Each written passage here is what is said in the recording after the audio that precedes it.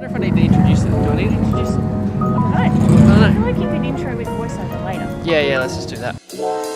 Hey guys, this is the third episode of the Poker Vlog today. It's a little different as I interview my partner in crime, Charlie, and ask her what she thinks about me playing poker all the time, as well as jump into some of the ways that she's fundamentally changed the way in which I make decisions, which is pretty cool. She's pretty much my own Wendy from Billions. Wendy Rhodes is a genius. Wendy Rhodes is precise. Be cold and act. Wendy Rhodes is an important part of what makes Saks Capital great, but it makes it hard that she is married to the guy who keeps trying to bring down my empire. This is a fucking disaster. Wendy Rhodes is not my best drinking buddy. Wags, it's Wendy. Get up. Why? Wendy Rhodes is essential. To give you a bit of a background on how awesome she is, she has about 1 million degrees, including a master's in applied positive psychology. These days, she helps people get the best out of their careers, their performance, and even coaches company executives. How do you feel about me playing poker, and what has your experience of my poker journey been so far? I actually like you playing poker. I think in general it's been really good for us in terms of kind of helping you to be better at making decisions and also to understand your emotional responses better, which has been really good, you know, for poker playing, but also for life and for our relationship, which has been cool. It's been a really interesting journey for me to watch. I've really liked kind of having the conversations with you when you come home, helping you out when you've had some bad beats or things haven't gone well and you haven't played well. And then also kind of celebrating with you and play much better or fold where you weren't previously able to. You know, sometimes I want you to come home. What have you seen that's changed between, you know, what I used to do and what I'm doing now? Yeah, I think the biggest sort of major change that's happened is when you first started talking to me about it, most of our discussion was related to game theory and what sort of a GTO style of play might look like. And I think more recently we've really started to build that out so that you can kind of play the player as well as playing a GTO strategy. And that's been really interesting because obviously for me, with the background that I have, playing the player is kind of a stronger suit for me. And with some of the playing the player stuff, like this is, you know, it's an age-old thing in poker of like, is it better to play GTO and just ignore the opponent, or is it better to play exploitative against that opponent? It's not another thing that I really want to go into here, but what has been some of the things that have stood out in some of more of that exploitative play against the players that have been interesting for you? I think the poker table kind of mimics life. So the way that you respond to aggression in life is similar to how you respond at the poker table. And so one of the things that's been really cool for me is kind of having poker as a way of exposing that and sort of giving us better feedback. And it's meant that we've been able to do things like work on how do you respond to aggression and how do you get to fold when you should and not fold when you shouldn't. And being able to build that nuance into your play has been really interesting. What do you see as interesting next steps for growth for me along the way?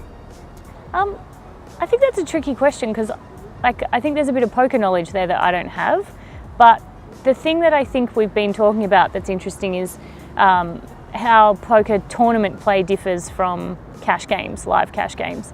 And I think that it's really interesting to get you to have some experience in the tournament world so that we can kind of see what's the best match for your current skill set and also what's the best kind of next step from there. One of the things that's been really cool for me working with Charlie on some of the decision-making things is trying to find holes in the decisions I'm currently making and why they're a bit weird. And she's been helping me with improving my thought process there. So what do you think has been helpful or useful in changing my mind and changing the way that I think about certain things? When we talked about your response to aggressive players at the table, and kind of there was a moment where we were talking about that when we realised that Jeremy kind of has like strong feelings about people being aggressive and pushing him around, which, you know, I think a lot of us don't like being pushed around, but Jeremy was kind of reacting in two very distinct ways. One of them was to go passive, and when he went passive he'd just kind of call anything, which was a bit silly. Didn't work very well. Very bad, don't recommend it. Yeah. And the other one was that he would respond sometimes by, particularly against a very loose, aggressive player, he would think that the player kind of wasn't a good player and therefore that he should just call them because they probably didn't have it, which was interesting because it was kind of like he was thinking that their skill at playing dictated their hand, which obviously isn't the case. This was not his, smarter side of his brain being able to say that. It was more his, unconscious brain telling him, no, they don't deserve to win, and therefore they can't possibly have the cards, which obviously wasn't true. So we did a bunch of work around being able to notice when the players who are otherwise very loose and aggressive might actually have the cards versus when they kind of didn't. So noticing that, even a broken clock is right twice a day.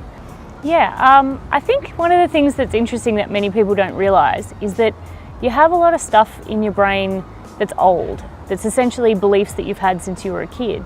And they kind of do drive your behaviour in surprising ways, even though you're probably not aware of them most of the time.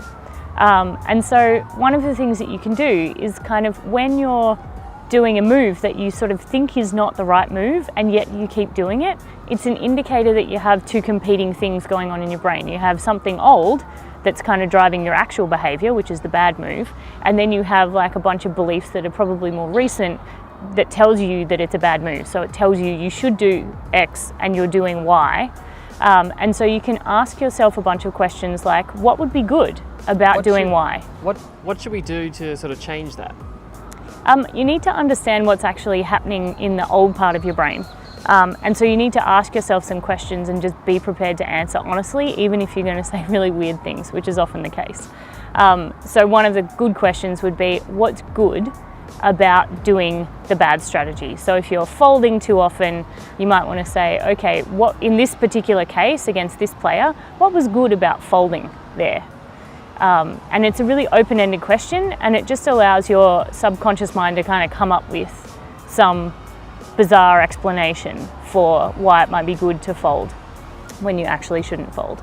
And in this, like when we're asking these questions, is it better to get someone else to ask us these questions, or are we able to just do it by ourselves? What do you think?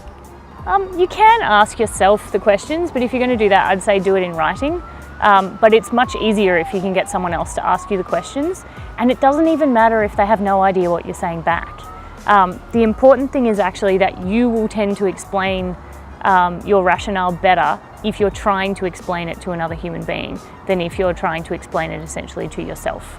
What do you hope that I do or achieve in poker? Do you have any goals or anything like that for me? Mostly I want you to have fun.